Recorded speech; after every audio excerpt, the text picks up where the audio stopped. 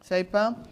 Alors, j'ai pas reçu de retour sur un point peut-être à reprendre de la première partie. Donc, je vais pas. On va juste faire un récap et puis on continue. Donc, je vous invite à prendre la position qui convient pour la prière. Je vous invite à prendre la position qui convient pour la prière. Seigneur Dieu, nous te remercions encore de cette journée de sabbat que nous avons ensemble en présentiel. C'est toujours plaisant d'être assemblés et de se voir afin d'échanger et d'étudier ensemble. J'ai aussi une pensée pour les personnes qui sont sur Zoom, qu'elles puissent se sentir aussi à leur aise pour pouvoir intervenir. Et nous t'accueillons durant cette étude afin que tu puisses diriger nos esprits et nous ouvrir l'intelligence afin de comprendre ta parole et ce que tu attends de nous. Au nom de Jésus, Amen.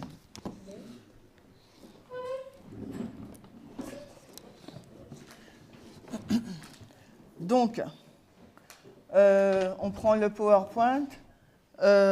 Nous voyons depuis ce matin, donc la fiche du PowerPoint, nous voyons depuis ce matin donc les résumés des études d'Apocalypse 17.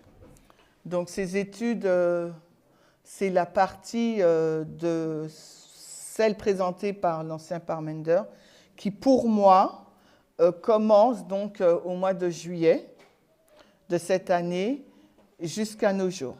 Et ça continue, c'est pas fini, d'accord? Donc ce que j'aimerais faire avec vous, c'est un récapitulatif de ces études qui ont été présentées. Elles sont nombreuses, le sujet est bien dense. Et aujourd'hui, alors que nous sommes dans la période de la pluie de l'arrière-saison, la PAS, la période de la LD à la FTG, si on prend notre tableau digital qui va s'afficher. Donc voilà, si on prend donc notre tableau, nous sommes dans cette période-là. D'accord? Donc nous sommes dans la période de la PAS et nous sommes dans la période donc de la loi du dimanche. Le message il est décellé et il s'accroît. D'accord? Donc ce matin, je vous ai demandé où nous nous situons. Donc, on se situe dans cette période. À ma connaissance, nous ne sommes pas encore arrivés à l'AC ni à l'AFM de cette dispensation. D'accord? À moins que j'ai raté quelque chose, mais il ne me semble pas. Donc, aujourd'hui, nous sommes le 27 décembre 2025 et nous nous trouvons toujours dans le décèlement du message donc, de la loi du dimanche. C'est la raison pour laquelle nous sommes dans les études de Apocalypse 17 pour pouvoir comprendre cette dynamique qui existe entre la lutte du 6e royaume versus le 7e royaume, ou selon la terminologie d'Apocalypse 13 qu'on a vu ce matin, donc cette dynamique entre, ou du moins cette transition entre l'agneau versus le dragon. Et ça, c'est la terminologie d'Apocalypse 13. Et quand on dit la lutte ou la transition entre le 6e et le 7e royaume, on est dans la symbolique d'Apocalypse 17. D'accord? Ok. Donc, une fois que nous nous sommes situés dans la ligne de réforme, parce que la ligne de réforme, c'est une boussole pour nous. Ça nous permet de comprendre où nous sommes. Nous avons comparé 3 chapitres de l'Apocalypse. Qui peut me dire pourquoi on a comparé ces 3 chapitres, Apocalypse 12, 13 et 17? Est-ce que quelqu'un peut me dire en quelques mots la raison? En présence ou en ligne? Il y a Elisa qui veut parler.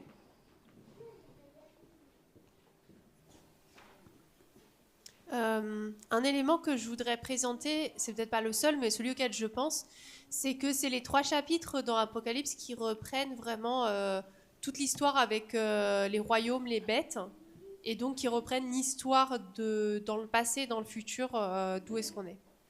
D'accord. Donc pour toi, ces chapitres d'Apocalypse 12, 13 et 17 nous donnent donc, tu l'as exprimé par toute l'histoire, et nous, un synonyme de toute l'histoire, nous avons dit que c'était la vision panoramique. D'accord? Oui, c'est ça. Toute l'histoire. Mais de quelle histoire parlons-nous? Parce que toute l'histoire, ça peut être n'importe quelle histoire. De quelle histoire on parle? Vas-y, Natacha. Il s'avère que ces 3 chapitres sont en lien avec la LD. Donc, on est toujours dans cette dispensation de la PAS pour comprendre cet événement. L'événement phare en tant qu'adventiste, on attend la LD. On nous a tellement parlé de la LD. Donc, la LD, est-ce quelque chose d'illusoire, d'utopique, ou bien c'est quelque chose de réel? Même pour nous, on peut se poser cette question, parce qu'on essaye de comprendre cette LD, cette loi du dimanche, d'ailleurs qui a un nom qui n'a rien à voir avec ce qu'on vit aujourd'hui, mais c'est le terme employé, d'accord, dans l'esprit de prophétie. On essaye de comprendre cette loi du dimanche, et pour qu'elle soit concrète et réelle, cette loi du dimanche, il nous faut retourner dans les chapitres d'Apocalypse 12, 13 et 17, et particulièrement Apocalypse 17, qui va nous donner une compréhension de cette transition 6e royaume versus 7e royaume.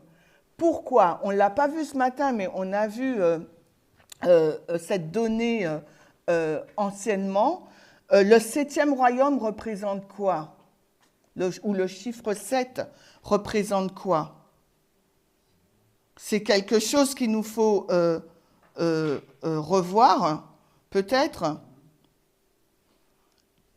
Qu'est-ce qui veut exprimer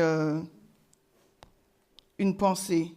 Est-ce qu'on peut sortir de mon iPad, s'il vous plaît? Le 7e royaume représente la complétude, la perfection. Ok, qui est-ce qui parle? Marlène. Merci, Marlène. Donc, le 7e royaume, ou bien du moins, on reste vraiment sur le chiffre 7, ça représente la perfection. On veut comprendre toute l'histoire. On a dit c'est l'histoire de la PAS, de la LD, mais toute l'histoire, on pourrait dire aussi que toute l'histoire, c'est quoi? Qu'est-ce qu'on a là? Le début de la ligne, on a TDF et seconde venue. Donc, toute l'histoire, c'est quoi? Quand on dit TDF, seconde venue, on est dans quelle histoire? On est dans l'histoire de la grande controverse. Et c'est là où nous mène notre lecture d'Apocalypse 12, qui nous donne le début de cette grande controverse. Il y a eu guerre dans le ciel. Il y a eu une lutte de pouvoir dans le ciel. D'accord? Et cette lutte de pouvoir qui a eu lieu dans le ciel, décrite dans Apocalypse 12, on la retrouve aussi de façon plus explicite dans le chapitre 17, qui s'exprime dans ces différents royaumes qui se succèdent les uns après les autres pour arriver au 7e royaume. Donc le 7e royaume, le dragon, qui représente, comme son nom l'indique, la perfection. Donc, nous avons les royaumes d'un côté. Dieu, il a une église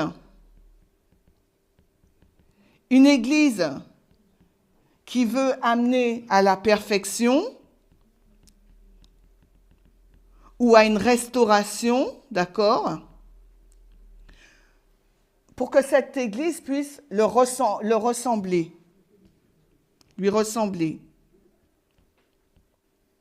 D'accord?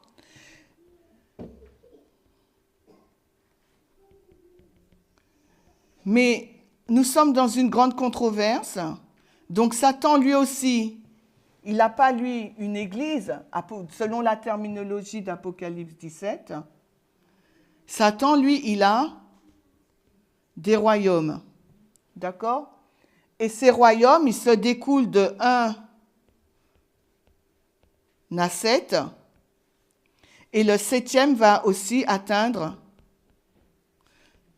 la perfection. Et quand il arrive au numéro 7, il sait que là, ce 7e royaume qui représente la perfection est prêt pour mener la guerre à Dieu. C'est une guerre de procuration, donc à travers son peuple. Mais nous, on ne peut pas dire que le 7e royaume nous persécute. On ne peut pas dire qu'on est dans une guerre religieuse. Et c'est pour ça qu'on comprend que la LD, ce n'est pas une question de religion. On n'est pas persécuté par le 7e royaume, dites-moi. Non. Donc ce n'est pas une question de religion, la LD. Apocalypse 17 nous montre que c'est une question de politique. Idéologie. D'accord? Politique. C'est pour ça qu'on va regarder au fonctionnement du 6e royaume, selon les termes d'Apocalypse 13, cet agneau, cette bête semblable à un agneau, et on va regarder aussi au 7e royaume, cette bête selon Apocalypse 13, qui parle comme un dragon. Mais nous, on ne dit pas qu'il parle comme un dragon, puisqu'on dit qu'il y a une transition entre le 6e et le 7e royaume. On dit que cet agneau devient un dragon. D'accord? Donc, tout comme Dieu nous montre dans sa parole que le chiffre 7 est un chiffre qui mène à la perfection, Satan, dans sa contrefaçon, il a aussi 7 royaumes et le dernier atteint la perfection pour faire la guerre au royaume de Dieu. La Bible nous dit au sein, mais nous, dans notre dispensation, on ne peut pas dire qu'on est persécuté par une puissance, par le 7e royaume. D'accord? Il nous faut comprendre maintenant Apocalypse 13 et voir comment ce 7e royaume, il persécute les saints. Et est-ce qu'il persécute les saints, ça veut dire l'Église de Dieu, ou bien toutes les personnes qui s'opposent à son fonctionnement, à son idéologie? Il faut l'actualiser à notre réalité. D'accord? C'est bon jusqu'à présent? S'il y a des questions, vous me dites. D'accord? Ensuite, on a vu la vision panoramique, mais on a vu aussi la vision dispensationnelle. Et cette vision dispensationnelle, on la retrouve particulièrement dans les 3 chapitres. Donc, on va regarder, on a fait un exercice ce matin pour essayer de comparer, non, avant de comparer et contraster, on a essayé de déterminer ou de voir, de trouver dans chacun de ces 3 chapitres où était la vision dispensationnelle et où était exprimée la vision panoramique. Et ce qu'on a vu, qui était assez piégeant et difficile à décortiquer, c'est que parfois dans un même verset, nous pouvions avoir à la fois la vision dispensationnelle et la vision panoramique. comme par exemple d'Apocalypse 12, quand il nous est dit que le dragon rouge, etc., etc. Le dragon est synonyme de la Rome païenne, mais en même temps, le dragon, c'est Satan. Donc, ça nous montre à la fois que cette guerre a commencé avec Satan et a continué par procuration avec son vecteur, le 4e royaume, la Rome païenne, et ensuite la Rome papale, etc., etc. Donc, c'était l'exercice sur lequel on s'est arrêté un moment, parce que ce n'est pas aussi simple à voir, à lire, à décortiquer et à comprendre. D'accord? Et on s'est ensuite arrêté sur donc, cette comparaison des trois, on va voir le PowerPoint, des trois chapitres, en montrant donc la vision panoramique dispensationnelle, en montrant les versets. Donc, on n'était pas d'accord sur tout, mais néanmoins, ça nous a permis de confronter nos idées et d'avancer. OK? Ensuite, on a vu que dans Apocalypse 17, nous avons à la fois la vision panoramique, une femme, une bête, mais on a aussi cette vision dispensationnelle, 7 femmes, 7 bêtes. Même si la 6e, c'est une anomalie, on comprendra plus tard. Donc, on voit que dans Apocalypse 17, ça nous montre vraiment la succession des royaumes jusqu'à arriver au 7e royaume. D'accord? Ensuite, nous avons vu que, toujours dans cette comparaison contraste d'Apocalypse 12, 13 et 17, que chacun de ces 3 chapitres nous place dans 3 dispensations communes. La transition entre la Rome païenne et la Rome papale pour Apocalypse 12, et ensuite les royaumes 5 papales, 6 USA première phase et 7 USA deuxième phase. À chaque fois, et on a mis les versets pour qu'on puisse comprendre que c'est la même histoire. Donc, quand on dit qu'on ne peut pas comprendre Apocalypse 17 sans aller d'Apocalypse 12 et 13, c'est normal, parce que les 3 chapitres nous placent quasiment dans les mêmes dispensations. Mais ils vont raconter l'histoire d'un angle de vue différent. Tout comme les évangiles, on a vu, Matthieu, Marc, Luc, Jean, racontent la même histoire, mais sous un angle différent. Donc, avec l'Apocalypse, c'est la même chose. D'accord? Nous avions vu que les acteurs étaient différents pour chacun des 3 chapitres. Pour Apocalypse 12, on parlait de la femme pure, mais là, ce n'est pas la femme d'Apocalypse 17, c'est la femme qui représente une église. On l'a lu on a lu une citation de l'esprit de prophétie. Ellen White nous le dit. On va revoir, si j'y arrive. Voilà. C'est dans Signe des temps, du 1er novembre 1899, le paragraphe 3, où elle nous dit que le peuple de Dieu, dans Apocalypse 12, est symbolisé par une femme. D'accord? On continue. On voit que Apocalypse 13, on ne voit pas la femme. Il nous parle que de bêtes. 2 bêtes. Une bête qui monte de la mer, une bête qui monte de la terre. Apocalypse 17, en revanche, le symbole de la femme est réintroduit. Mais rappelez-vous, un symbole peut avoir différentes significations. Par exemple, le lion, d'accord? Le lion, ça peut être Jésus, le lion de la tribu de Juda. Ça peut être l'animal sauvage, le lion, dans le sens littéral. Ça peut être qui aussi? Satan, qui est un lion rugissant, etc., etc. Donc là, on a le même mot, mais attention, la signification du mot femme, on vient de le voir selon Ellen White, c'est Église, peuple de Dieu, dans Apocalypse 12. Mais la signification dans Apocalypse 17, cette femme impure, c'est mystère Babylone. D'accord?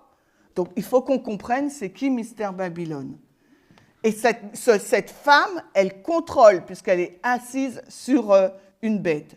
Ensuite, dans Apocalypse 17, il y a d'autres acteurs. On voit les bêtes, les rois et les habitants de la terre. Et dans la compréhension du sujet de la loi du dimanche, il est important de comprendre où focaliser notre attention pour choisir la bonne date de la LD? Est-ce qu'on va focaliser notre attention sur la femme impure, sur les bêtes, sur les rois ou sur les habitants de la terre? Parce que vous savez bien, comme moi, et on va le voir plus tard dans le point 5, que si nous focalisons notre attention sur les gens, est-ce qu'on va prendre le 18 juillet? Non. Si on prend notre attention sur la femme, on porte notre attention sur la femme, et si on porte notre attention sur les bêtes ou les rois, quelle date allons-nous choisir? Donc, il est important de comprendre ces symboles pour déterminer la bonne date de la LD.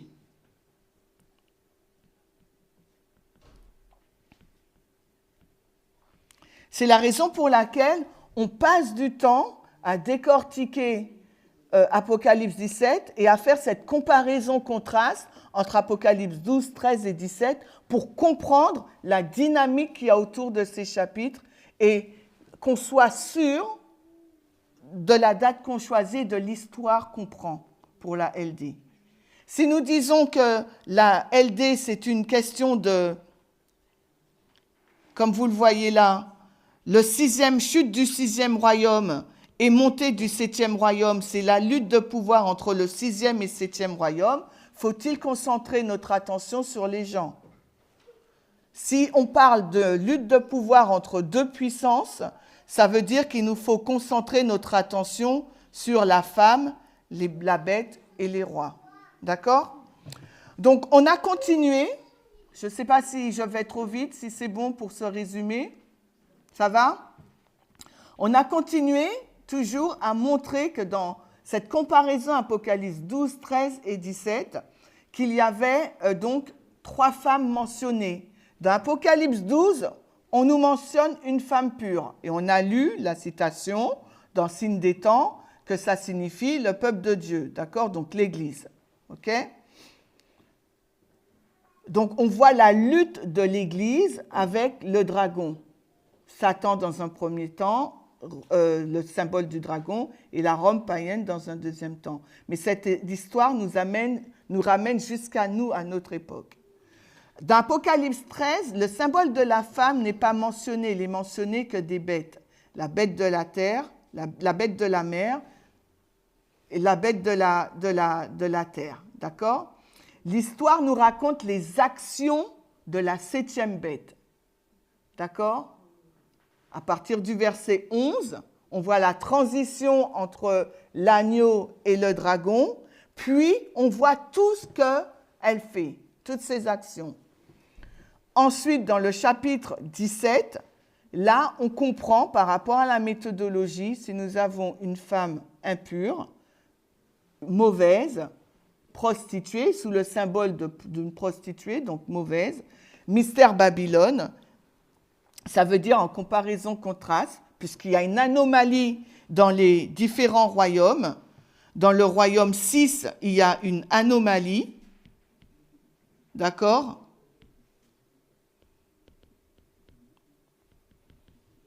Ce royaume-là a une anomalie, même s'il fait partie du royaume de Satan, il y a une anomalie.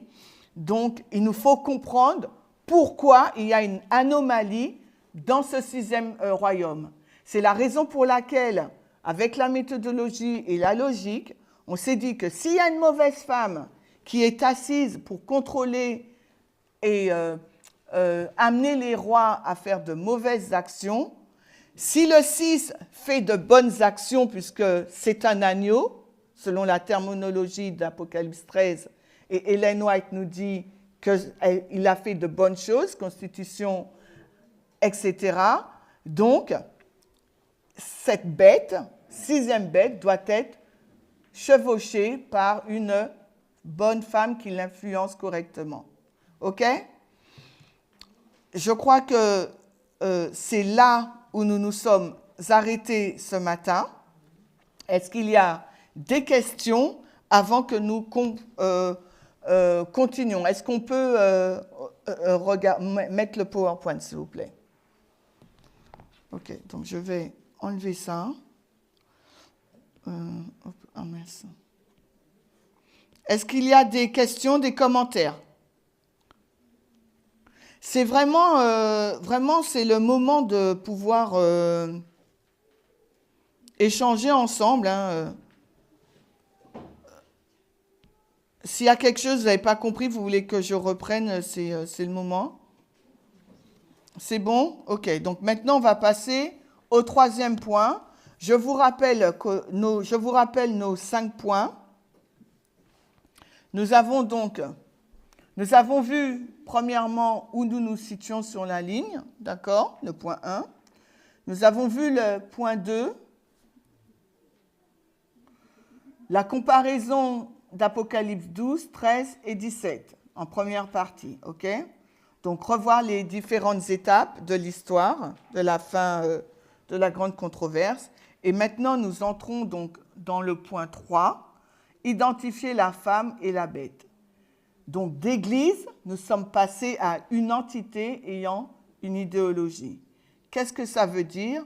Comment avons-nous fait ce tour de magie? On sait qu'on a fait aussi un autre tour de magie, entre guillemets, hein, parce qu'on disait loi du dimanche, c'était sabbat versus dimanche, et maintenant on est passé à égalité. Ça, on a su l'expliquer. La dernière fois, on l'a expliqué. Mais maintenant, il faut pouvoir qu'on explique aussi cette transition, d'accord, entre Église et entité. Vous êtes d'accord? Et pour ceux et celles qui me connaissent, vous savez que j'ai eu beaucoup de mal à comprendre cette notion. Donc, si moi j'ai eu beaucoup de mal à comprendre cette notion, je pense que vous aussi, puisqu'on est au même niveau, c'est compliqué. Donc, je le comprends un peu, d'accord? Donc, j'attends vos réactions pour pouvoir apporter aussi votre compréhension, d'accord? Afin qu'on puisse s'enrichir mutuellement, d'accord? Donc, identifions la femme d'Apocalypse 17 dans la vision dispensationnelle. Alors, je vais vous... 5e et 7e royaume. Je vais remettre ce slide. Je vais remettre cette diapo. Vous voyez? 5e royaume, c'est qui?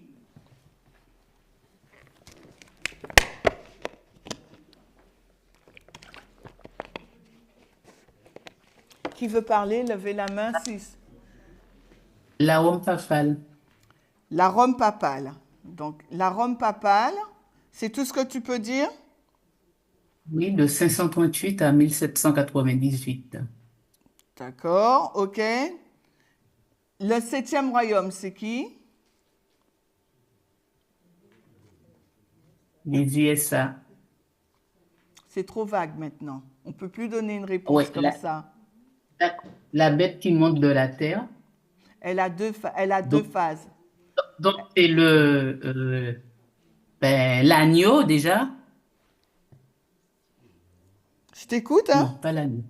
Non, pas l'agneau. Oui, l'agneau, d'une part, pour le 6e royaume, et le 7e royaume, c'est le dragon.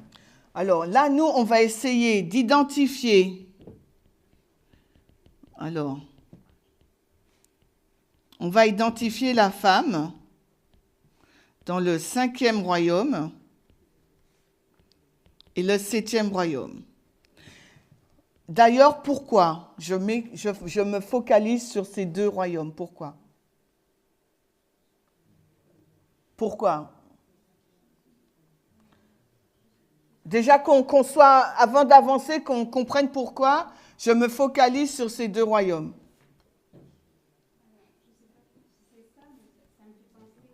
On sait que dans le 7e Alors, royaume, attends, il y a elle va Viviane, faire... excuse-moi. Il y a Viviane qui parle et après, on te prend, Marlène, si c'est toujours toi. Alors, je voulais dire que le 5e royaume a une... Le 5e... Vous m'entendez, là? le 5e royaume a eu une période de vie de 538 à 1798. Il a reçu sa blessure mortelle.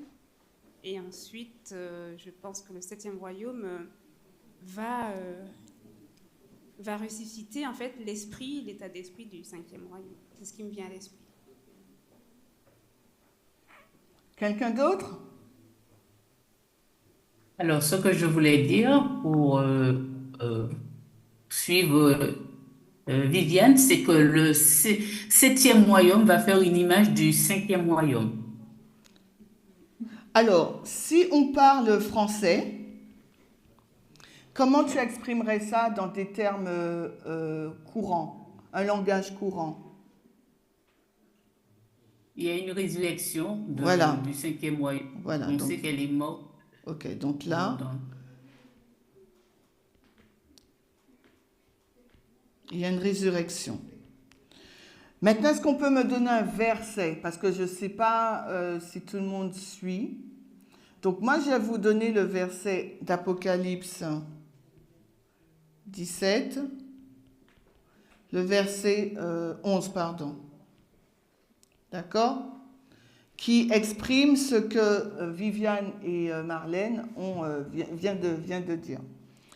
Il y a 7 rois, 5 sont tombés, et l'un est, et l'autre n'est pas encore venu. Donc 5 rois.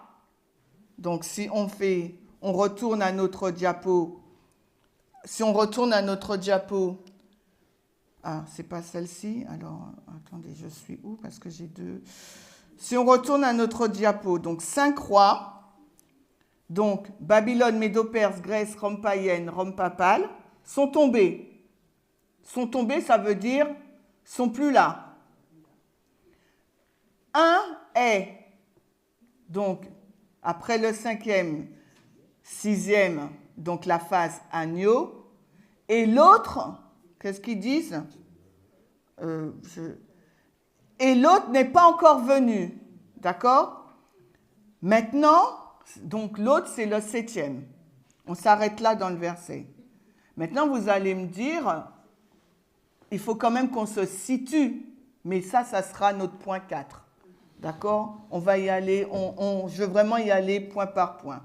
Donc, je vous dis simplement que quand Jean, il a la vision, il est donc à la fin, quand la femme a été tuée et est jugée dans sa première phase, Royaume 5, 1798, d'accord? Mais on va le démontrer dans le point numéro 4. Quand on va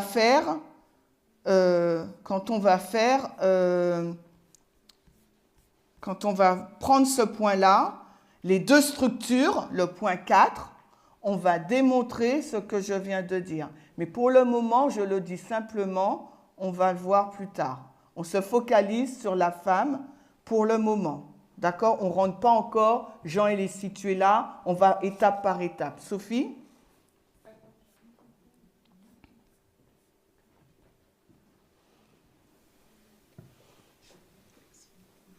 Alors, je ne veux pas te perturber dans ta présentation, mais tu as parlé de résurrection, de mort, donc du 5e, on sait que tu parles de la résurrection par le 7e, mais tu as choisi le texte d'Apocalypse 17, le verset 10.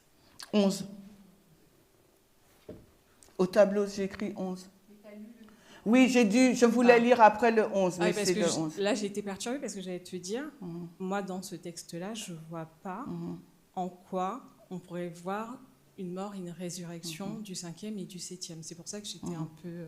Non, mais j'ai lu le 10, je comptais lire le 11, merci de ton intervention. Mais cette question-là, Sophie, on va vraiment le voir dans le point 4, les deux structures. Alors, pourquoi j'ai dit ça? C'est parce que moi, par rapport à ta question, j'aurais pu choisir un autre verset ailleurs. J'aurais pris Apocalypse 13, par exemple. Ah, mais je voulais rester dans Apocalypse 17. Voilà. Donc, ok, voilà.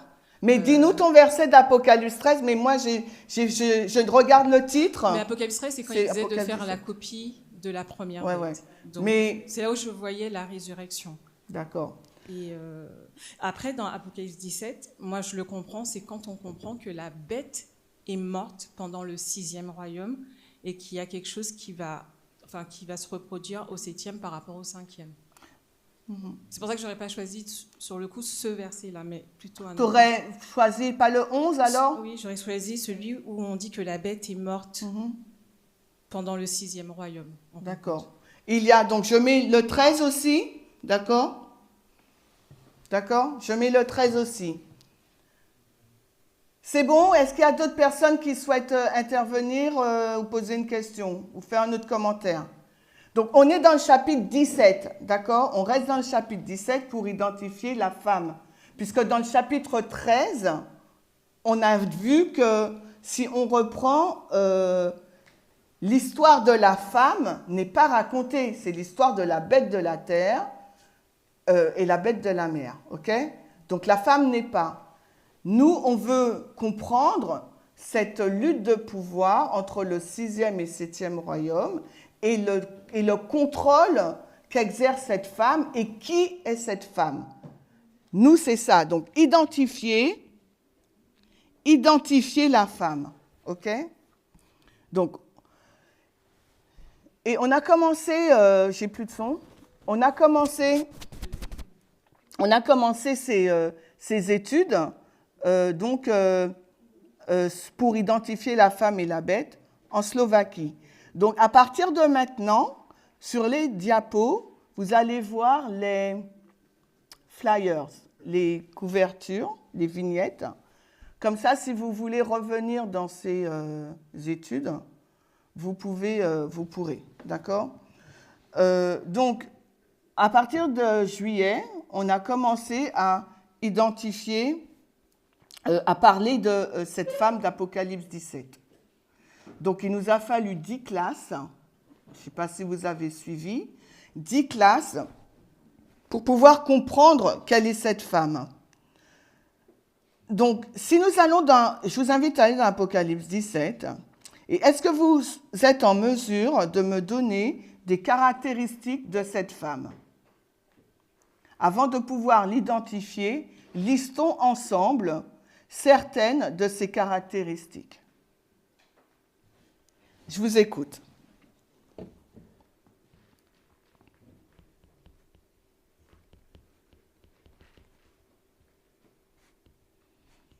On est dans Apocalypse 17.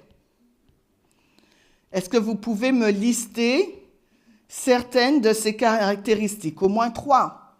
Elle est comment, cette femme? Elle est qui? Bon, je ne veux pas que vous me disiez qui elle est. Elle est comment? Comment on la décrit?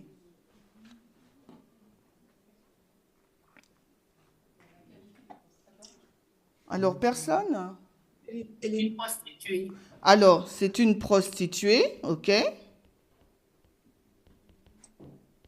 Elle est une... Ensuite?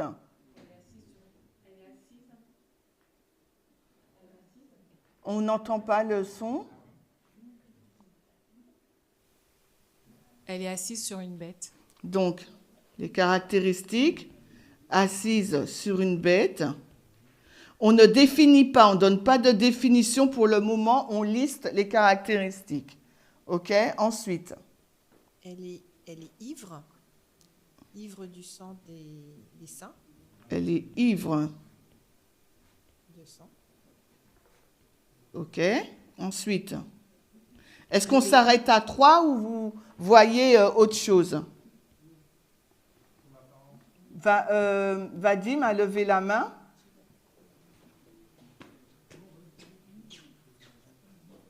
Elle n'est pas mariée? Donc, elle est prostituée, mais est-ce que le texte dit qu'elle n'est pas mariée? Elle commet la fornication. Elle ne commet pas l'adultère. Bon, alors on va dire qu'elle ne commet pas l'adultère, mais de dire qu'elle n'est pas mariée, est-ce que c'est pas, tu vois, inventé, comme tu disais ce matin? Peut-être. Donc, qu'est-ce que tu veux que je mette? Pour l'instant, rien, je vais réfléchir. Ok, d'accord. Il y a Susheng. Susheng, vas-y. Hein. Non, je voulais juste dire son apparence. Alors, elle était habillée. Alors, elle est comment? Ils disent, le texte dit, cette femme est vêtue de pourpre et d'écarlate. Alors, couleur Écarlate. Toi, tu as pourpre dans ton...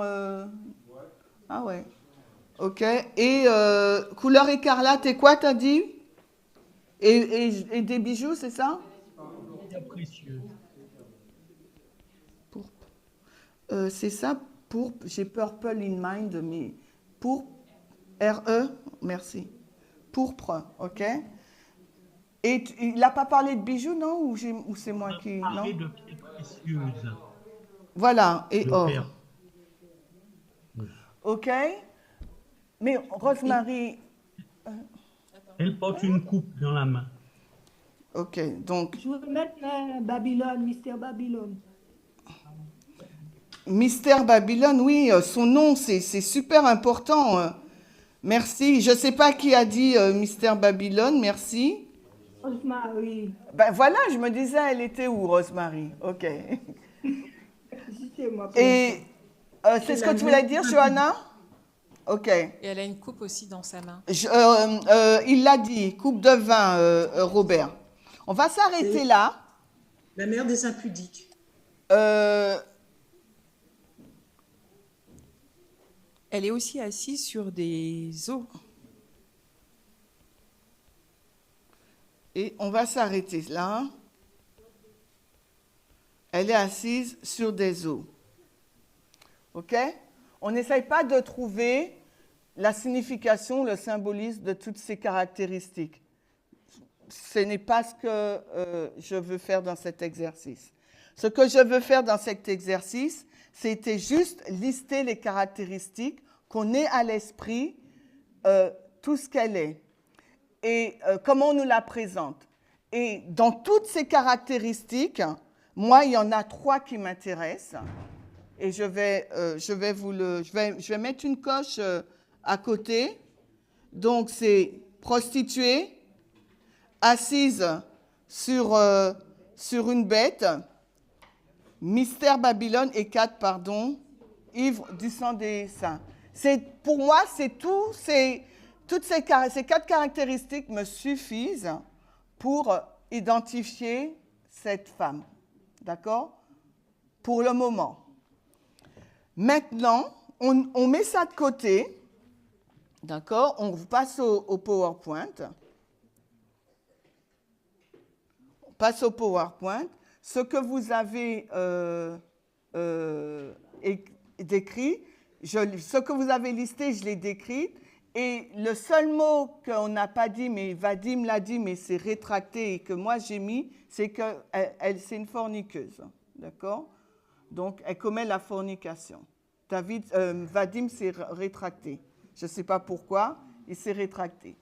Bon, voici les caractéristiques de la femme. En juillet, on a parlé de ça.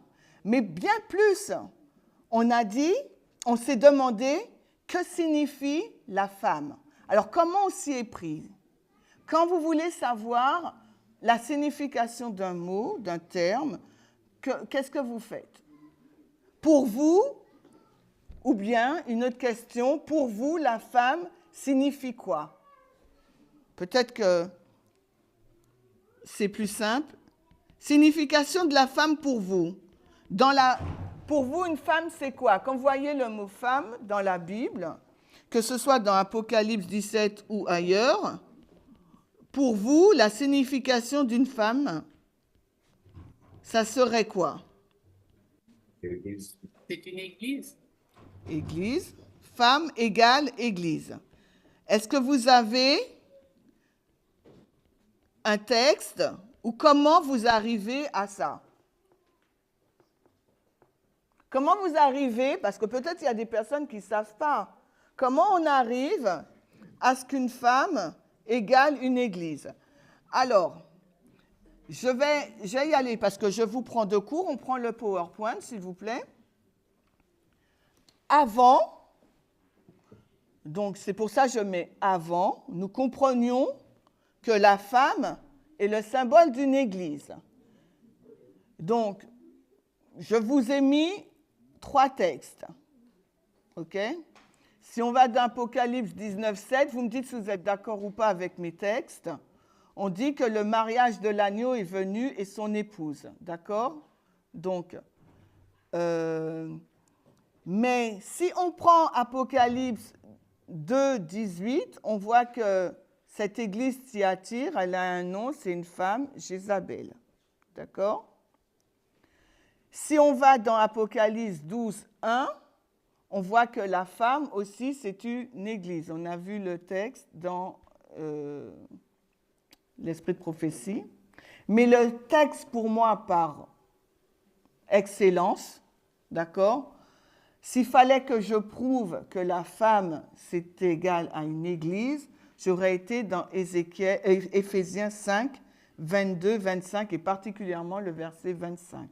C'est un verset qu'on connaît très bien parce que quand on a parlé du sujet de l'égalité, la femme qui est égale à l'homme, c'est un verset qu'on a beaucoup utilisé pour montrer qu'on le comprenait mal.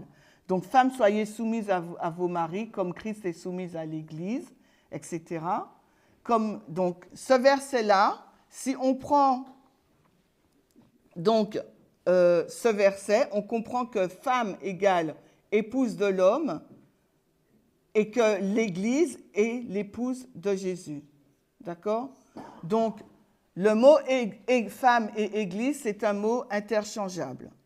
Et si vous voulez donc la méthodologie, maintenant, on va essayer d'identifier la femme avec la méthode Z. Vous vous rappelez de la méthode Z? La méthode Z, c'est donc, on va dire, femme, vous le voyez au tableau, hein? Bon, on va mettre femme, je reprends mon iPad, est égal à Église. Ça, c'était avant, d'accord? Ça ne veut pas dire que ce symbole, il est faux. Ça ne veut pas dire que cette compréhension du terme femme est fausse, d'accord? Un mot peut avoir différentes significations. Mais dans le contexte d'Apocalypse 17, puisqu'on a dit qu'il ne s'agit pas d'une histoire religieuse, où est-ce qu'on a mis ça? Voilà. Nous avons dit que comme la LD, ce n'est pas une question de religion, c'est une question politique. Donc, si c'est une question politique, est-ce qu'on peut prendre comme signification du symbole de femme, Église? Non, puisque si on le met dans notre contexte d'aujourd'hui, on n'est pas persécuté par une superpuissance. Donc, maintenant, on retourne dans notre méthode Z. Femme égale Église, et la méthode Z va prendre donc Église. Si vous vous rappelez de cette méthode, pour trouver sa signification. D'accord? Est-ce que vous vous rappelez? Peut-être pas, hein? Sur Zoom, vous vous rappelez ou pas? Zoom est inexistant? OK? Donc, le symbole utilisé pour identifier la femme doit être adapté à la vision panoramique. Donc, on passe au tableau digital, ce qui signifie que si on dit que la femme égale une église, ça veut dire que dans le royaume 1, le royaume 2, le royaume 3, le royaume 4, le royaume 5, le royaume 6 et le royaume 7, la femme, église, on doit la voir tout le temps là. D'accord? Mais qu'est-ce qu'on sait? Est-ce que dans toutes ces dispensations, est-ce que les rois de ces royaumes, est-ce que ces royaumes étaient contrôlés par une église? C'est la question qu'il faut qu'on se pose. Donc la réponse, elle est non, vous êtes d'accord? Le seul royaume où il est clairement vu que les rois sont contrôlés par... je vais effacer ça, excusez-moi. sont contrôlés par une église, c'est le royaume 5. D'accord? Et la conséquence de cette histoire a fait que les États-Unis ont fait une séparation Église-État. D'accord? Donc maintenant, si on prend le symbole femme égale Église et qu'on essaye de le ramener dans l'histoire d'Apocalypse 17, dans chacune des dispensations, on peut voir que ce symbole, il ne peut pas être applicable. Vous me suivez? Donc, on va le rayer.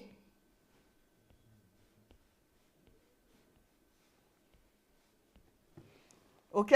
On est d'accord jusque-là? On est d'accord sur Zoom jusque-là? Vous me suivez? Oui, on est d'accord.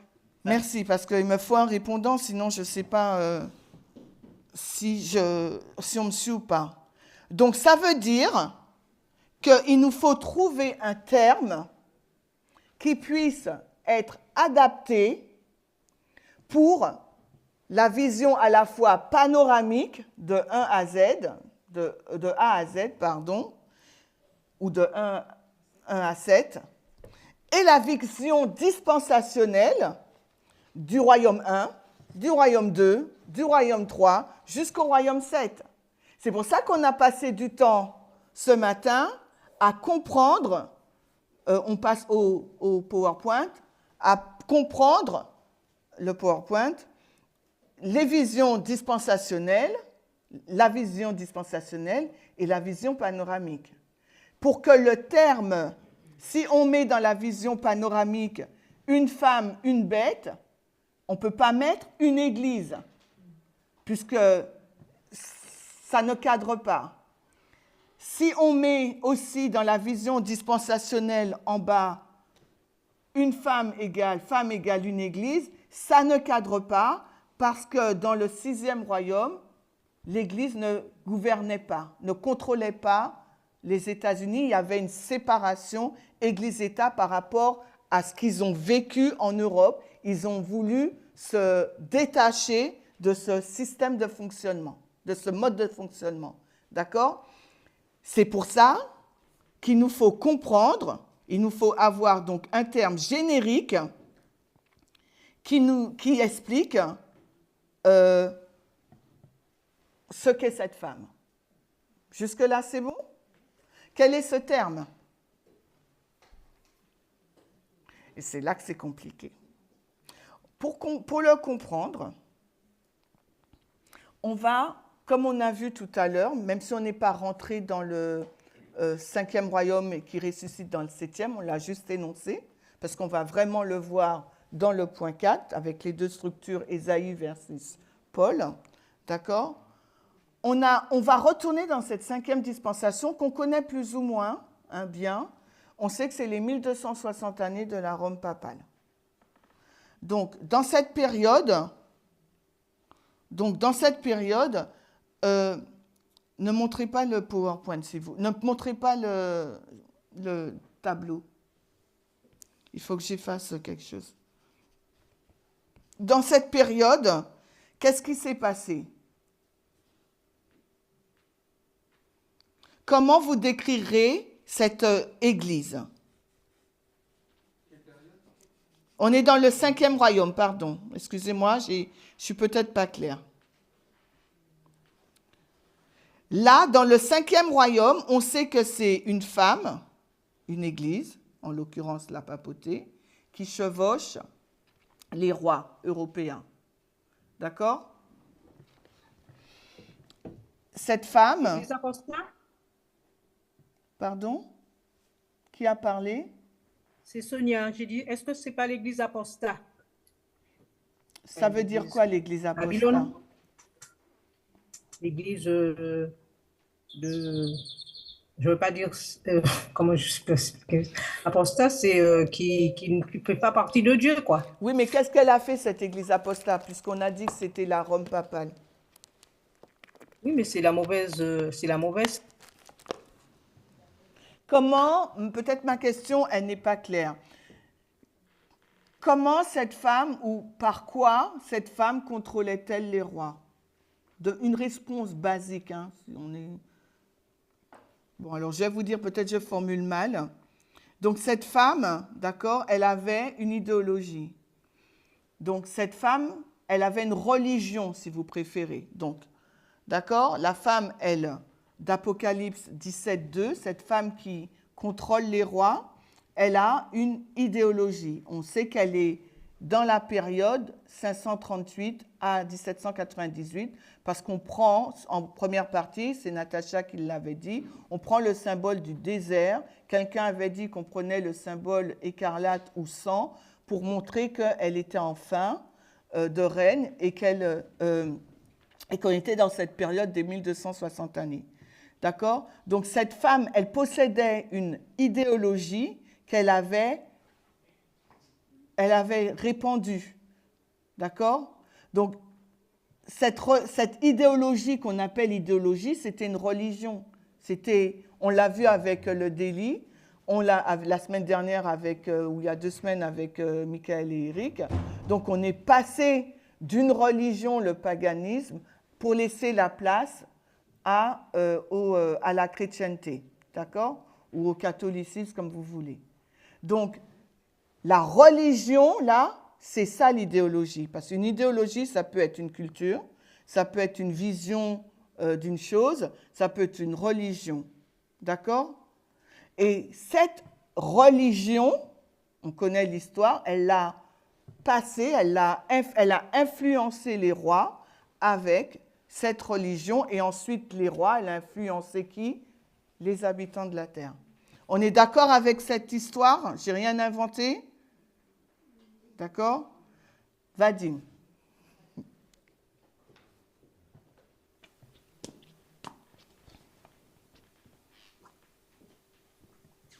Du coup, ce que tu viens de dire, c'est qu'il y avait aussi la religion dans les autres rois. Puisque, non? La religion était présente de l'autre côté? Je dis que moi, je me focalise sur le 5e royaume, d'accord? Parce que c'est un royaume qu'on connaît assez bien. Et je dis que dans ce royaume, pour que la papauté puisse contrôler les rois, elle leur a inculqué, elle a répandu, elle les a influencés avec sa religion. Et à la place de religion, j'ai mis idéologie. Mais c'est interchangeable, d'accord? Parce que si on regarde la définition qu'on va regarder tout à l'heure d'une idéologie, la religion peut être aussi une idéologie, ok? Donc cette femme, pour contrôler quelqu'un, le pouvoir, les habitants, elle distille sa religion. Donc on ne va pas rentrer dans l'histoire de Clovis, on ne va pas rentrer dans l'histoire des rois, d'accord? Mais on sait qu'en France, on est français, d'accord? On appelle la France la fille aînée de la papauté, parce que c'était l'un des premiers rois d'Europe à avoir bu la doctrine, si on prend le symbolisme, la terminologie d'Apocalypse, il a bu la doctrine de Jézabel, Apocalypse 2, d'accord? Maintenant, ta question, est-ce que les autres royaumes, les royaumes 1 à 4, avaient une religion? Oui. Oui. Mais moi, je ne connais pas trop cette histoire, donc je ne rentre pas dedans. Et dans Apocalypse 17, le focus n'est pas mis sur les royaumes 1 à 4, le focus est mis à partir du royaume 5 et 7. Pourquoi? Parce que le 5 ressuscite dans le 7. On suit? Ça va? OK. Donc, c'est pour ça qu'avant, on comprenait que cette femme, c'était une église. C'est comme ça qu'on comprenait, d'accord? Je ne dis pas que c'est faux. Maintenant, on voit, c'est quoi une idéologie? Pour nous, c'est un ensemble de croyances et de doctrines, d'accord? Pour moi, je n'ai pas besoin d'autre chose pour comprendre un peu la dynamique.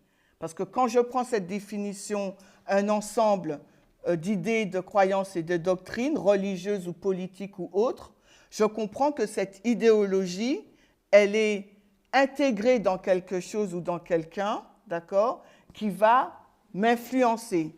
Donc, par exemple, à l'école, on va donc nous inculquer une certaine idéologie, donc que le monde est créé à partir du bim-bang ou bien à partir de je ne sais pas quoi. Et à l'église, si on fréquente l'église, on va nous inculquer une autre idéologie, donc une autre croyance, une autre philosophie, une autre culture. Ok ?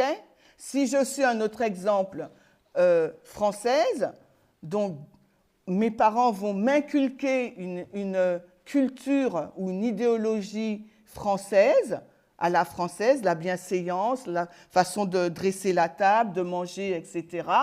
Mais si je suis, je ne sais pas, indienne ou roumaine ou autre nationalité, on va m'inculquer un autre set de bonnes manières,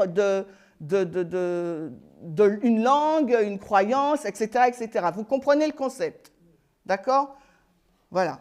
Donc, cette femme dans le 5e royaume, elle avait une religion catholique, d'accord, qu'elle a inculquée au roi et au peuple. Dans ce 5e royaume, c'est la Rome papale. C'est une église, c'est un système, d'accord ? C'est ça sa croyance. Maintenant, dans notre dispensation, c'est différent. En quoi ça sera différent ? On va prendre Apocalypse 17, 3. Est-ce qu'on peut sortir du PowerPoint, s'il vous plaît ? Merci. Apocalypse 3, nous sommes dans la dispensation. 17.3, pardon. Il nous dit que cette femme est assise sur une bête. Qu'est-ce que pour vous, ça signifie qu'une femme soit assise sur une bête ? Le fait d'être assise sur une bête, c'était l'une des caractéristiques que vous m'avez données, même si on n'identifie pas encore la femme. Mais le fait d'être assise sur une bête, qu'est-ce que ça signifie ? Donc, je vais vous remontrer l'affiche. PowerPoint, s'il vous plaît. De ce séminaire, on a une femme qui est assise sur une bête. On a essayé d'imaginer ça comme ça. Qu'est-ce que pour vous, ça évoque ? Elle domine la bête. Elle domine la bête. Elle la contrôle. Elle contrôle la bête. OK ? Et comment elle va... Ah, vas-y, Floranie, excuse-moi. C'est ce que j'allais dire. Qu'elle contrôle la bête. Elle contrôle la bête. Voilà. Elle contrôle... Elle conduit aussi. Elle a les rênes en main. C'est Paulette. Elle conduit aussi puisqu'elle a les rênes en main sur ton Voilà, ton nous, image. c'est comme ça que Marco et moi, on a imaginé cette femme qui est assise sur la bête. Donc, c'est elle qui a les rênes, donc c'est elle qui mène soit à droite, soit à gauche. D'accord ? N'oubliez pas que cette femme, elle a une idéologie. D'accord ? Donc, elle inculque à cette bête le fait d'être assise sur la bête avec l'idéologie, comment vous le comprenez ? Comment vous l'interprétez ? Parce que là, après, c'est une question de logique aussi. Comme une rebelle, quelqu'un qui n'a peur de rien. Moi, je l'interprète comme ça. Avec l'idéologie, la femme, elle est brave, elle n'a pas froid aux yeux, si tu veux, d'accord ? OK ? Mais quel lien tu fais avec l'idéologie ?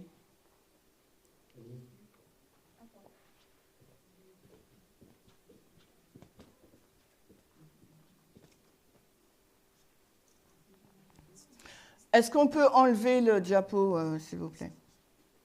Merci.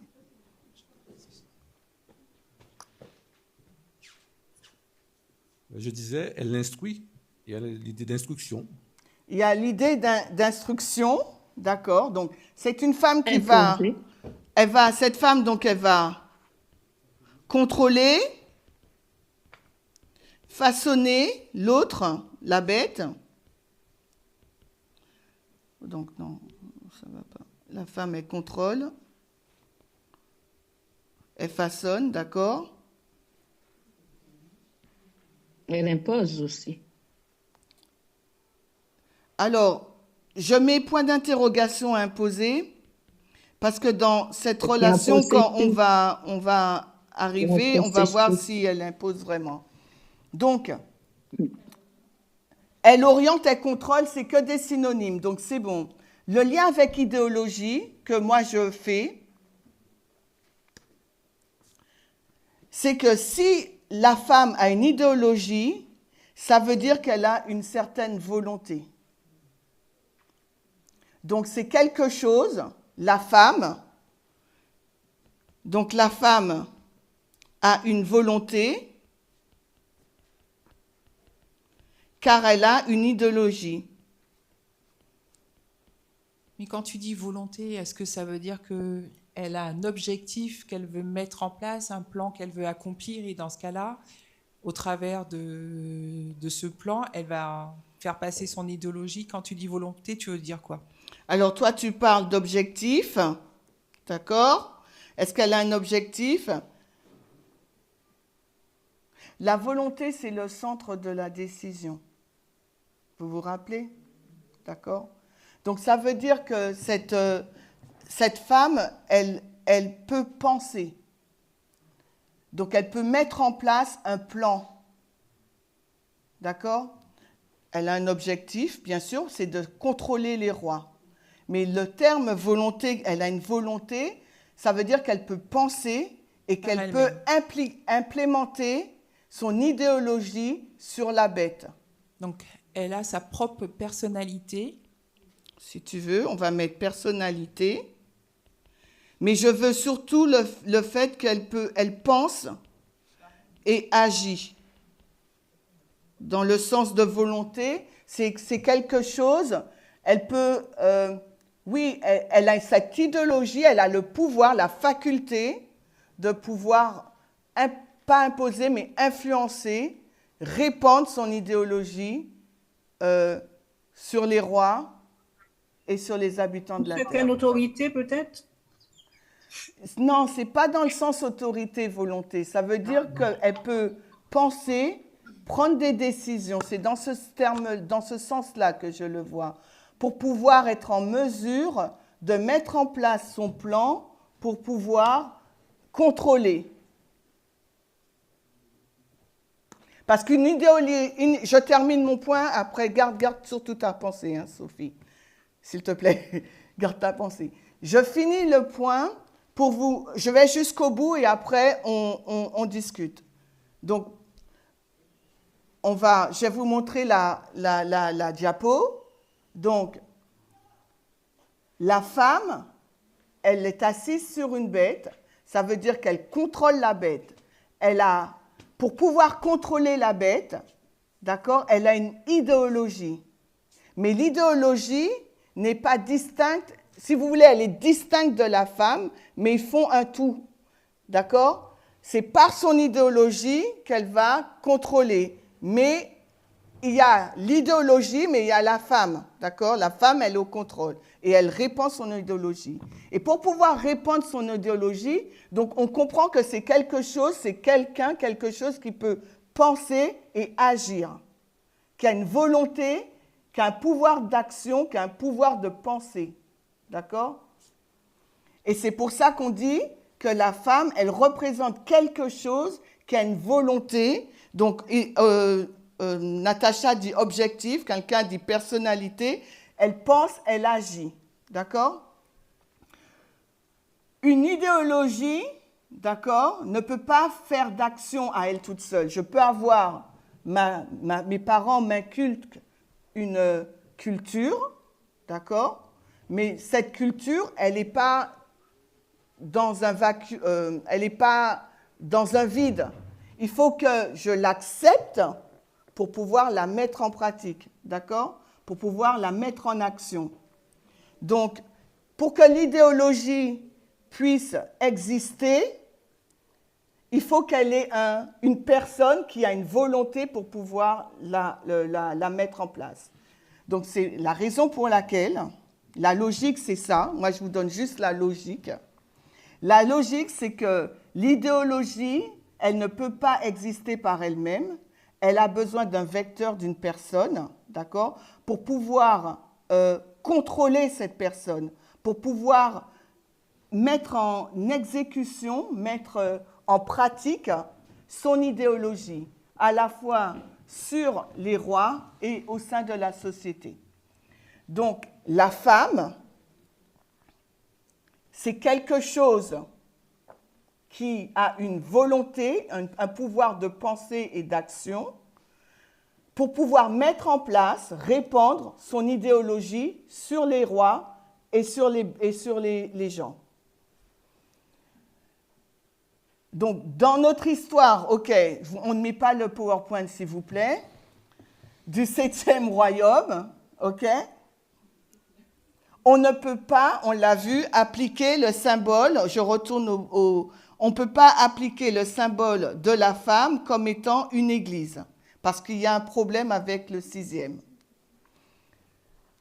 On ne peut pas non plus appliquer l'église pour le 7e royaume, parce que la Constitution, elle est la même, il y a une séparation Église-État, ok? Donc on ne peut pas mettre le symbole Église. On raye. On sait que c'est une question politique. Donc on ne peut pas dire que même si le 5e royaume, il va ressusciter dans le 7e, on ne peut pas prendre le même symbole femme pour dire que c'est la femme qui est assise sur la bête ou les... Bon, on met bête ou roi, vous savez, et qui contrôle. On ne peut pas dire que c'est l'Église. Même s'il y a cette résurrection du 5e vers du 5e vers le 7e. Je finis. Donc maintenant... On ne peut pas mettre femme égale Église. Femme égale Église, on ne peut pas mettre. Donc, on comprend que l'acteur a changé, d'accord?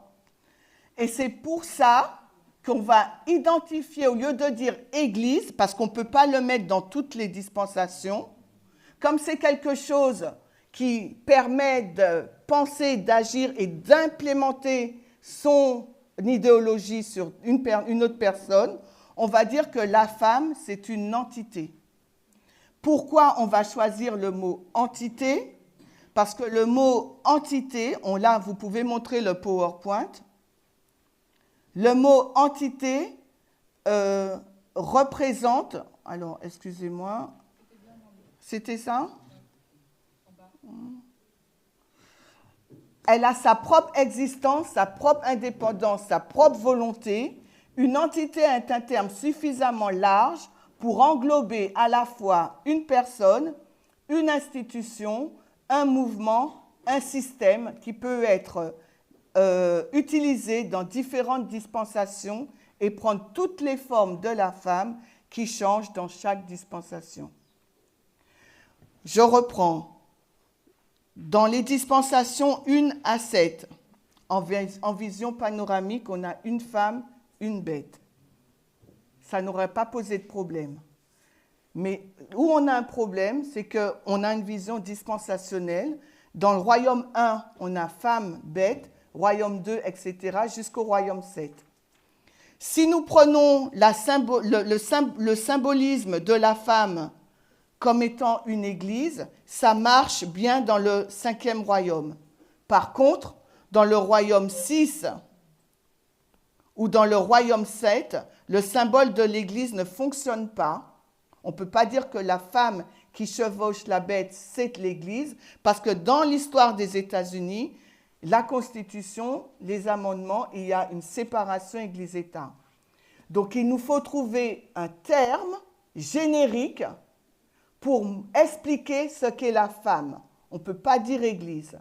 Donc comme c'est quelque chose qui va influencer et contrôler les rois et les habitants, le terme qu'on a trouvé le plus approprié, c'est une entité qui va contrôler les rois en distillant ou en influençant les rois à travers une idéologie qu'elle soit politique, sociale, religieuse ou autre.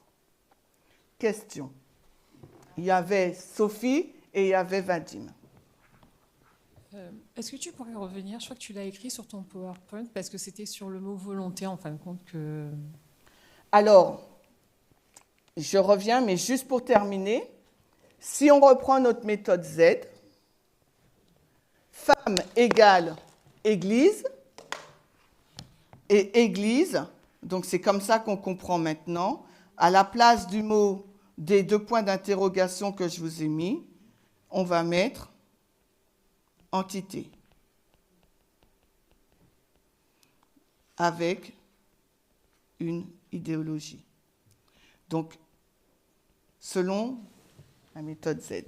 Maintenant, tu m'as dit de revenir, Sophie, sur le mot volonté, c'est ça? Oui, mais dans ton PowerPoint, tu avais... Là, s'il vous plaît, le PowerPoint, vous pouvez l'afficher. Là, en bas, Sophie? Oui, on va dire c'est ça. Alors, sinon, c'est pas celle-là? Non, je crois que c'était celle-là. Okay. Ouais. En fin de compte, c'est quand tu as utilisé le mot volonté, comme tu disais tout à l'heure de parler français, moi, ça me paraissait sorti de nulle part, en fin de compte, comme imposé, parce qu'effectivement, il faut mettre le mot volonté. Parce que j'imagine, alors moi, je ne l'ai pas suivi la Slovaquie, mais j'imagine qu'il y a eu un truc qui a été construit autour pour pouvoir mettre le mot volonté. Mais après, ce que je dirais, c'est peut-être qu'on peut... Parce qu'une idéologie, tu disais, n'existe pas par elle-même. Et effectivement, ne serait-ce que pour exister, elle a besoin d'un vecteur, d'une entité, quelle qu'elle soit, pour pouvoir exister. Et ensuite, pour pouvoir être mise en pratique, il faut encore cette entité. Donc, c'est vrai que le mot volonté, pour moi, je comprends pourquoi tu l'as mis, mais je ne pourrais pas le comprendre. Enfin, je ne peux pas l'expliquer parce que je n'ai pas suivi.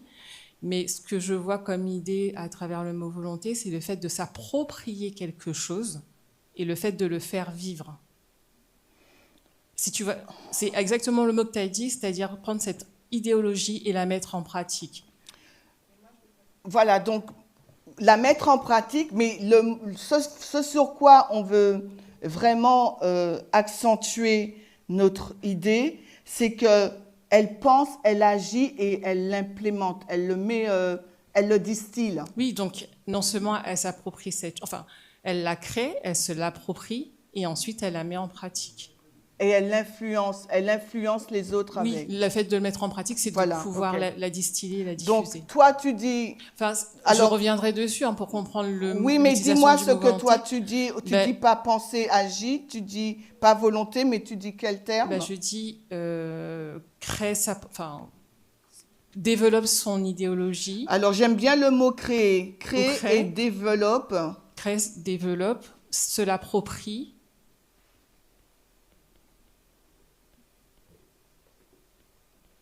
Et après, j'avais dit mettre en pratique ou la diffuse comme tu veux, mais en tout cas, trouve un moyen de la mettre en pratique, de la faire vivre.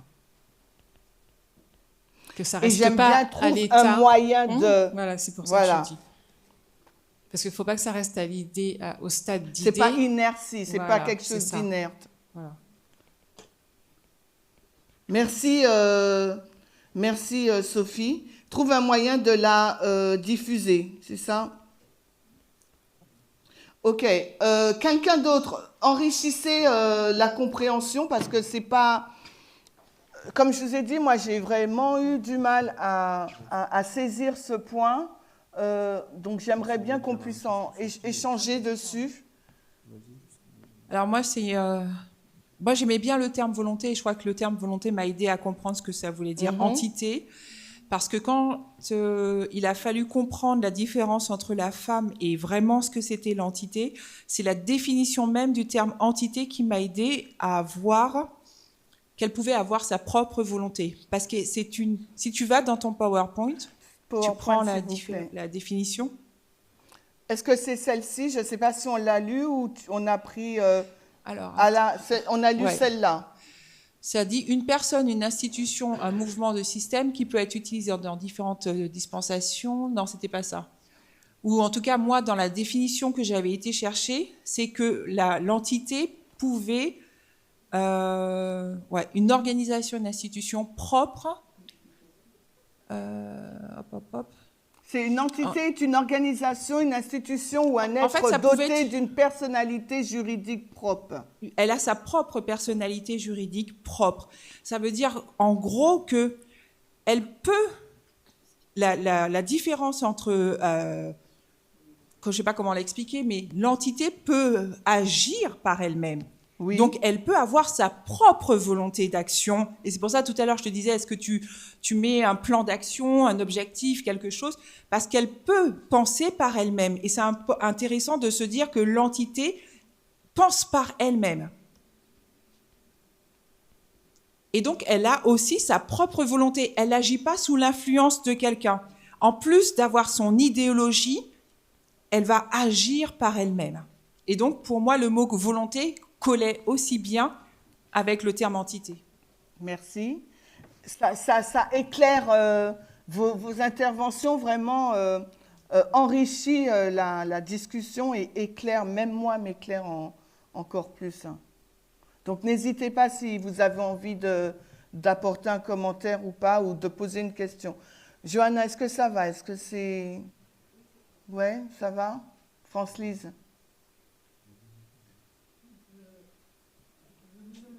Attends, le micro.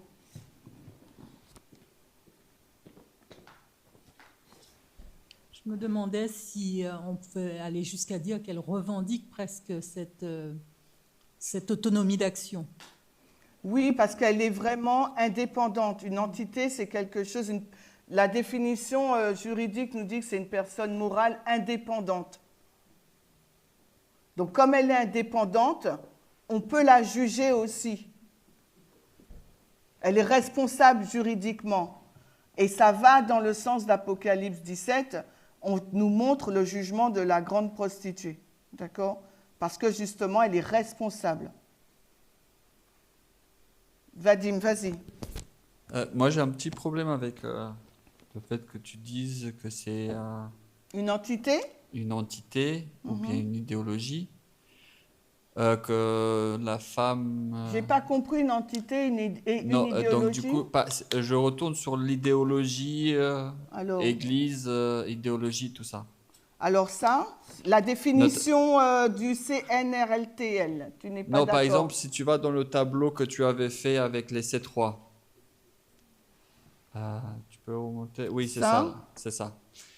Ici, je veux revenir là-dessus parce que on a toujours appris qu'en fait, même si on ne voit pas directement l'Église chez les autres rois, elle y était quand même présente d'une certaine manière.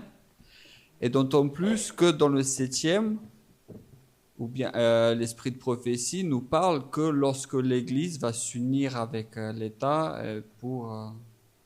Donc du coup, je veux comprendre pourquoi est-ce que tu passes d'un coup de l'Église à l'idéologie. Tu comprends ou tu ne comprends pas?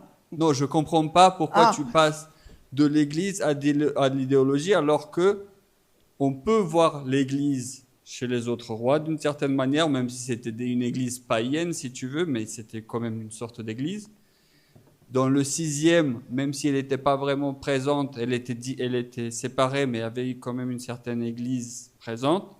Et surtout dans la 7e, lorsque l'Église s'unit à l'État. Donc il y a toujours cette idée d'église, et là, alors que là, toi, tu passes à une idéologie. Donc je ne comprends pas cette transition.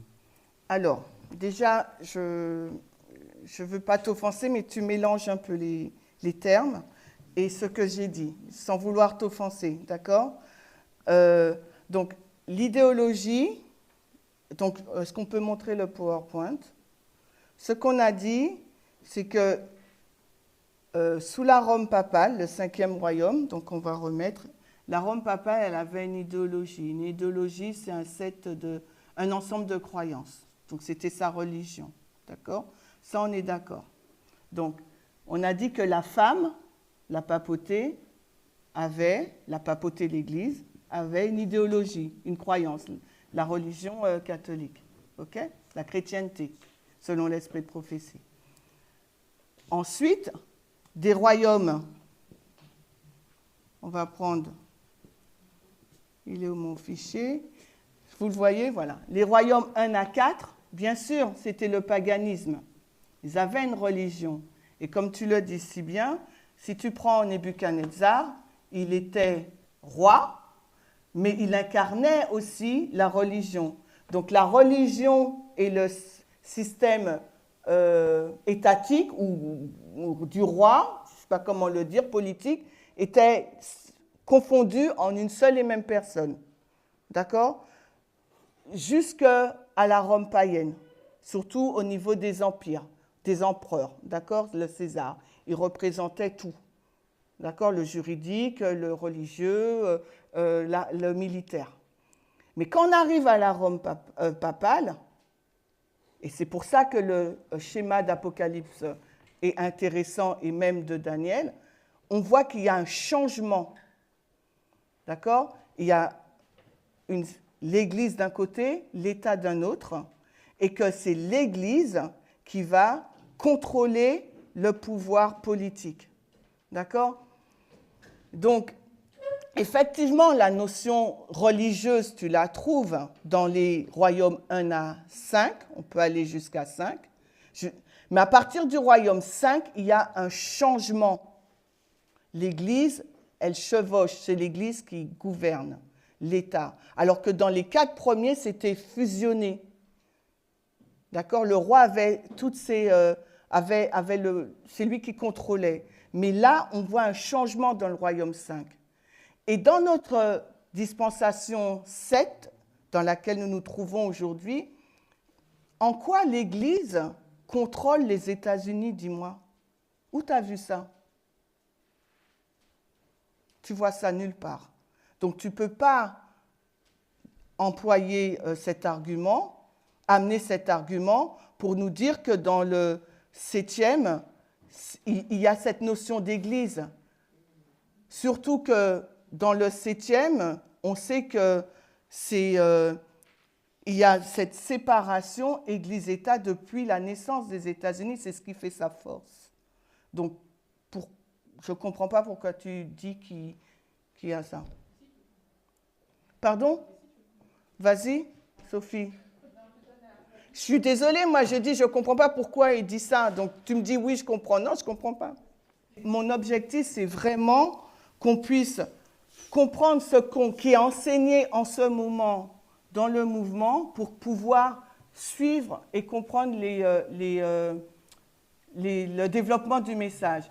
Ce sur quoi je m'arrête et l'histoire que je comprends, d'accord, c'est que quand tu vas dans Daniel 2 et dans les livres de Daniel, les rois sont mélangés, ils ont cette double autorité, d'accord? L'histoire qu'on comprend le mieux, c'est l'histoire numéro 5. Donc, si tu me demandes les histoires de 1 à 4, malheureusement, je ne suis pas en mesure de te répondre à ce niveau de précision de ta question. Je suis désolée.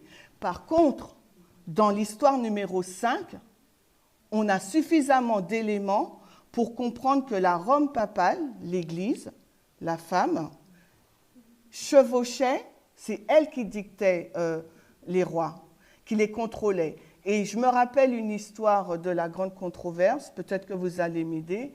Il y avait ce roi qui voulait quémander le pardon auprès de la papauté, et elle l'a laissé dans la neige pendant toute une journée. D'accord? Et après, elle est venue pour lui donner audience. Cet exemple, pour te montrer qu'il se trouve dans la grande controverse, la tragédie des siècles, que la papauté contrôlait. Donc moi, l'histoire 5, je la comprends plus ou moins. Je peux essayer de te répondre sur l'histoire 5. Est-ce que cette réponse te convient ou pas? Montrez-moi le numéro, montrez-moi le tableau. On va reprendre. Pour toi, Vadim. Merci. On a dit que la signification d'une femme, là on a pris la méthodologie, on a été dans la Bible. La femme égale Église. Donc, on est parti de là, et je vous ai dit que s'il fallait prendre un texte intéressant, ça aurait été Éphésiens. Vous vous rappelez? Qui nous montre dans la Bible que la femme égale une église. Maintenant, quand on veut comprendre Apocalypse 17, puisqu'on sait que c'est une histoire politique, elle est où je ne vois plus. La LD, c'est une histoire politique, c'est là, tu le vois? C'est une histoire politique et non pas religieuse. Donc on ne peut pas prendre le symbole femme égale église pour l'appliquer dans notre dispensation 6 ou 7. Pourquoi? Parce que dans l'ADN des États-Unis, leur constitution, ils ont mis une clause protectrice. L'Église est séparée de l'État. Donc c'est le peuple, la déclaration, vous la connaissez, pour le peuple, par le peuple et du peuple. Ok? Donc il n'y a pas de notion d'Église. Maintenant, comme un symbole a plusieurs significations, il nous faut comprendre quel est le symbole et la signification de la femme dans Apocalypse 17, dans le 7e royaume. Apocalypse 17 nous dit que le 5e royaume ressuscite dans le 7e royaume. Mais nous savons que dans le 7e royaume, la papauté n'est pas dans l'histoire du 7e royaume. On le voit aujourd'hui. On sait que la papauté n'a rien à voir dans le 7e royaume. Et dans le 5e royaume, c'était la papauté, l'Église. Mais dans le 7e, ce n'est pas l'Église. Je t'écoute, si tu as autre chose à dire. Non, j'ai rien à dire. Bon, ok. Alors, quelqu'un d'autre? Sophie, tu voulais dire quelque chose? C'était quoi le but de ton intervention alors? Je ne comprends pas. Bon, ben, d'accord. Alors, Sophie, tu me disais que oui, on peut le voir. Non, c'est pas ça. Pas. C'est que tu disais, je vois pas ta question. Et en fin de compte, Vadim, il a cité Ellen White, qui effectivement parlait de, quand elle parlait de la LD, elle voyait un modèle où il y avait la papauté qui tendait la main vers les États-Unis. Mais me semble-t-il, Vadim, tu es au courant qu'on ne parle plus de ce modèle-là. Donc, j'ai pas compris vraiment c'était quoi l'objet de ta question. Moi non plus. Après, l'intérêt, quand même, c'est parce que je suis pas sûre que tout le monde ait suivi. Et quand je dis tout le monde, même en dehors de nous, quelqu'un qui regarde la vidéo, je suis pas sûre qu'elle ait vraiment compris pourquoi on est passé directement à dire comment dire femme, église, et chercher le nouveau mot entité. Moi, je le comprends parce que j'ai suivi.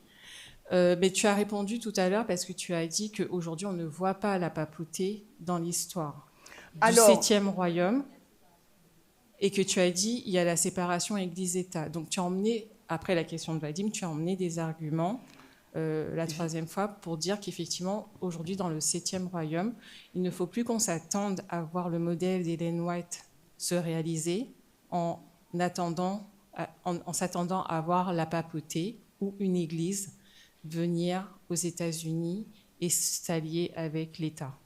Je l'avais déjà dit, je l'ai répété par rapport à Vadim, c'est bien qu'il faut répéter. Maintenant, j'essaye encore dans ma tête d'essayer de comprendre la question de Vadim, où est-ce qu'il voulait en venir par son interaction, et je ne comprends pas, je n'arrive pas à saisir. Tu vas me dire après, peut-être. Et ce que je veux vous montrer, c'est que dans notre histoire du 7e royaume, et ça on va le voir dans le point 4, c'est pour ça que je vous ai dit pour le moment, on ne va pas le voir aujourd'hui dans le point 4, la prochaine fois. Mais ce que je voulais vous montrer, c'est les différentes étapes qu'on a entreprises, ou le fil conducteur qu'on a suivi pour arriver à dire que la femme, PowerPoint s'il vous plaît, que la femme c'est une entité. Moi, peut-être que la façon dont je l'ai exprimé, ce n'est pas clair pour vous. C'est pour ça que je vous ai demandé d'enrichir le débat pour m'aider. Mais je vous montre les différentes étapes qu'on a prises. Avant, on disait que la femme, c'était une église. Apocalypse 17 nous focalise sur le 5e royaume qui va ressusciter ça sera le 7e royaume, mais la papauté n'y est pas. De par l'ADN des États-Unis, il y a donc une séparation Église-État. C'est une question politique, la LD.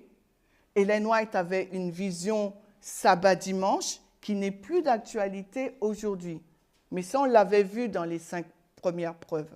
Donc, c'est peut-être pour ça que je ne me suis pas attardée dessus. Donc, maintenant, je vous ai montré les différentes étapes entreprises. Je vous ai montré les deux, comment dirais-je, le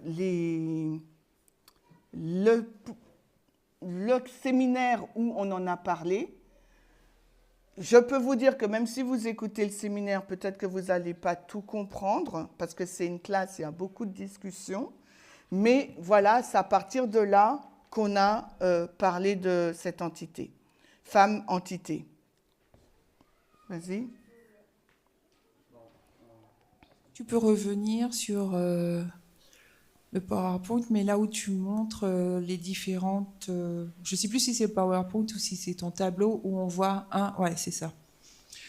En fait, de 1 à 4, si je comprends bien, il y avait... le roi avait la double casquette avec l'Église. Il n'y avait pas, en gros... Je ne sais pas si je peux dire de supériorité de l'un vis-à-vis de l'autre, mais quelque part, ils avaient cette double casquette. Sauf que quand on arrive au 5, il va y avoir une domination de l'Église sur les rois, donc sur l'État. Et en plus de ça, elle va prendre comment dirais-je, le contrôle de toutes les religions. Et elle va venir imposer cette idéologie, au-delà même de la religion, mais cette idéologie à tous, elle va venir l'imposer. Même si derrière, tout à l'heure, tu n'as pas retenu imposer, mais elle va venir l'imposer au roi. Quand tu l'as relevé au 6, ils ont vécu le 5, ils n'ont pas voulu réitérer, et ils ont mis une séparation Église-État. Et dans le 7, on sait qu'il n'y a pas le 5 qui revient sous sa forme, mais comme il y a quelque chose qui revient, il faut qu'on arrive à le définir. Si ce n'est pas l'Église, mais c'est quelque chose qui va reprendre les mêmes caractéristiques, et il faut qu'on arrive à se dire qu'est-ce qui a pu passer finalement dans toutes les dispensations, même dans les premiers 1 à 4, même si derrière, il n'y avait pas un contrôle de l'un sur l'autre, il y avait quand même deux entités. Mais qu'est-ce qui, dans le 7, revient et qui va venir contrôler de la même façon que le 5, sans que ça soit l'Église? C'est ça la démarche. Merci. Est-ce que c'est plus clair pour toi, Vadim? Un peu? Bon, ok. Je suis désolée si je ne peux pas te donner plus d'informations. Moi, c'était comment dirais-je? C'était un sujet assez compliqué. C'est comme ça que je le comprends et j'ai voulu vous l'expliquer. On va revenir dessus avec les différentes personnes qui présentent. Donc, on va revenir dessus pour qu'on puisse encore s'enrichir. Donc, en fin de compte, ne montrez pas le PowerPoint, s'il vous plaît. Donc, en fin de compte, ce que j'ai voulu vous montrer dans cette étude, c'est que l'entité, la femme, j'ai vu, l'entité, la femme d'Apocalypse 17, donc maintenant, on dit que c'est une entité qui a donc la même, et c'est là où c'est un peu compliqué, je trouve, elle a la même idéologie que celle du 6e. Quand je vais vous dire, oui, j'ai mis 6e, c'est du 5e. Mais cette idéologie aussi, alors, je reprends. Vous allez me dire si vous comprenez. L'idéologie du 5e, elles ont la même idéologie. Mais je vais remplacer idéologie par constitution, si vous voulez. Cette femme qui contrôle le 7e royaume, elle ne peut pas changer, je vais dire l'idéologie dans le sens constitution, les principes, parce qu'on a dit qu'une idéologie, c'est un ensemble, c'est une philosophie, c'est une croyance, c'est des doctrines. Elle ne peut pas changer ce qui est existant. D'accord? Avant, dans l'adventisme, aussi dans le mouvement, on pensait qu'à la LD, le pouvoir en place aurait réécrit, aurait changé la Constitution, l'ADN des États-Unis. Mais depuis fin 2020, début 2021, on a compris que ça ne va pas être réécrit, ça sera l'originalisme, c'est ça, on disait? D'accord? On va interpréter la Constitution d'une certaine façon. Donc l'ADN des États-Unis est toujours en place, même sous le 7e royaume. Mais la manière de mettre en place cette Constitution sera différente de celle du 6e. Parce qu'il ne va pas réécrire la Constitution, mais la réinterpréter.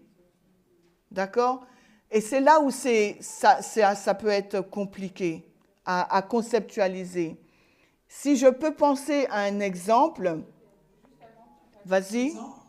Il a dit, il va réinterpréter la Constitution selon son idéologie. Voilà. C'est ça.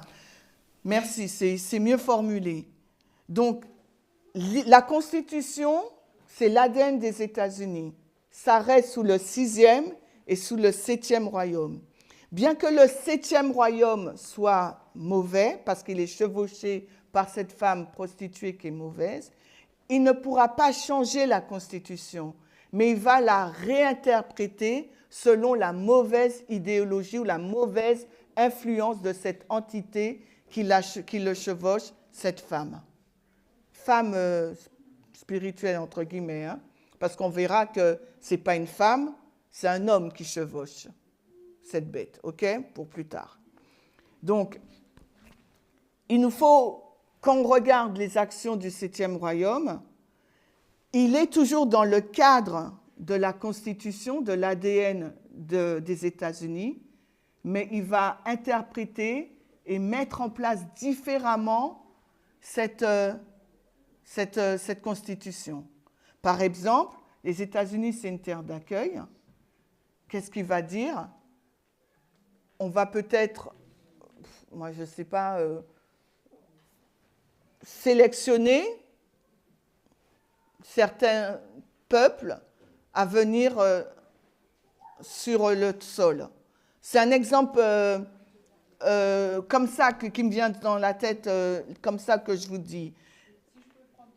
Vas-y. En fait, il est contraint par la Constitution, parce qu'il y a déjà un cadre.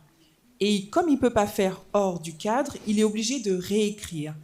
Et il va prendre ce qui est déjà écrit, c'est-à-dire il va prendre un texte sur l'invasion, qu'est-ce qui pourrait se passer dans le cas d'invasion, et selon son idéologie, il va prendre ce texte qui est déjà écrit sur l'invasion et il va l'interpréter selon son idéologie pour prendre cette terre d'accueil et l'interpréter selon le terme d'invasion pour pouvoir agir selon son idéologie. Voilà. Il va menacer l'équilibre des pouvoirs, alors que la Constitution dit bien qu'il y a détermine le rôle du Congrès, de la Chambre des représentants, du président, etc. Donc il va quand même agir selon ce cadre, mais d'une façon, on pourrait dire, malveillante, vous voyez, par rapport à cette idéologie qu'il a. On s'arrête là, d'accord? Et je vais reprendre tout ce qu'on a vu avec vous. Et pour vous dire qu'il nous reste donc le point 4, on peut montrer le PowerPoint, le point 4, les deux structures, Ésaïe 46:10 versus Paul, d'accord, de Thessaloniciens 2, 1 à 14, et Apocalypse 17, l'adultère. C'est là que je veux finir avec vous, d'accord? Donc, ce qu'on a vu, on a vu que nous sommes donc sur la ligne des 144 000, ok? Et qu'on essaye toujours de comprendre cette lutte de pouvoir entre le 6e et le 7e royaume. Pour comprendre cette lutte de pouvoir entre le 6e et le 7e royaume, il nous a fallu comparer et contraster Apocalypse 12, 13 et 17. Ces 3 chapitres parlent de la même histoire, mais sous des angles différents, selon une vision panoramique et dispensationnelle. Dans la vision panoramique et dispensationnelle, nous, on va se focaliser plus sur la vision dispensationnelle parce qu'on a besoin de comprendre cette transition entre le royaume 6 et le royaume 7. On a besoin de comprendre donc les différents acteurs. On a besoin de comprendre où Jean nous situe et qu'est-ce qu'il veut nous montrer. Donc c'est pour cela qu'on comprend bien que ces chapitres nous parlent de la même histoire parce qu'ils nous placent au même endroit. Rome papale, 6e, 7e royaume, donc c'est la même histoire qu'ils racontent, mais sous des angles différents. Et les acteurs sont différents. Donc on comprend que nous, on va se focaliser sur Apocalypse 17 parce qu'on veut comprendre l'histoire de la LD, l'histoire du 7e royaume, l'histoire de la femme qui chevauche la bête. Donc on a, pour pouvoir comprendre cette histoire de la femme, nous avons donc été dans Apocalypse 17. J'ai perdu mon curseur, désolé. Et on a vu donc... on a été au committee de la Slovaquie au mois de juillet où on a essayé de comprendre qui était cette femme. Avant, on comprenait que la femme, c'était une église, et maintenant, on comprend que ce terme, ce symbole de femme égale église, ne peut pas être représenté dans la dispensation 6 et 7. Parce que dans l'ADN des États-Unis, il y a une séparation Église-État et on ne retrouve pas la papauté, la notion religieuse, d'accord, dans cette dispensation 6 et 7. À partir de cela, on a compris que là, on retourne dans le royaume 5, l'existant, l'origine, pour comparer et contraster, pour essayer de comprendre le fonctionnement du 5, pour pouvoir le comparer et le contraster avec le 7. Donc, on a essayé de comprendre que cette église, cette femme église, la papauté, elle avait une idéologie. Donc, dans le chapitre 17, la femme du 7e royaume et du 6e royaume doit aussi avoir une idéologie. Mais cette femme, ce n'est pas une église. Donc, c'est quoi? Si ce n'est pas une église, ça doit être quelque chose ou quelqu'un qui a une volonté, un objectif, qui a la possibilité de créer, de développer, de mettre en pratique cette idéologie. Mais il lui faut un vecteur, il lui faut un hôte, il lui faut quelqu'un pour pouvoir le faire, pour diffuser. Donc cette entité, elle peut agir, penser par elle-même, d'accord, et elle a donc sa propre volonté. Donc elle va imposer ou influencer les rois du 7e royaume pour pouvoir diffuser son idéologie aux habitants de la terre, mais aussi aux rois. Donc maintenant, nous, qu'est-ce qu'il nous restera à faire? On a compris que, comme on ne peut pas utiliser le même symbolisme femme égale église, on va dire qu'est-ce qui a une volonté, une puissance d'action et de création et de diffusion d'une idéologie, c'est une entité, de par la définition du terme. Parce que ce mot entité peut être placé dans toutes les dispensations. D'accord? On s'est arrêté là, et la prochaine fois, on va voir donc les structures. Et ça, c'est plus récent, donc ça s'est fait dans les camp meetings de Guadeloupe et Martinique. Donc, pour comprendre la LD, on va utiliser 2 structures, Ésaïe 46, verset 10, et Paul de Thessaloniciens 2, 1 à 14, qui va nous permettre maintenant de nous situer dans ces dispensations et de comprendre la dynamique et de comprendre où on doit focaliser notre attention pour choisir la bonne date de la LD. Et ensuite, on va voir le lien entre Apocalypse 17 et l'adultère. Voilà, je vous remercie et on va prier.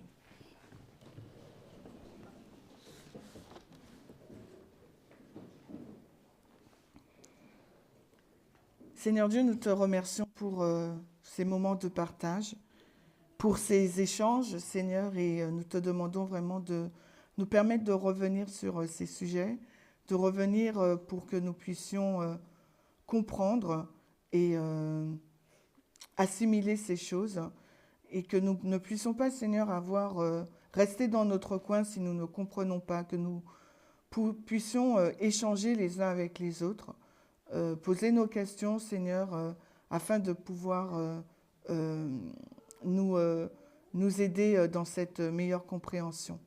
Nous te demandons, nous te remercions pour ce sabbat, alors que le sabbat touche à sa fin pour nous. Nous te remercions vraiment de tes bénédictions envers chacune d'entre nous et de ta protection. Et nous te demandons de continuer de rester avec nous, de nous fortifier et de nous aider à avancer malgré tout. Au nom de Jésus, nous t'avons prié. Amen.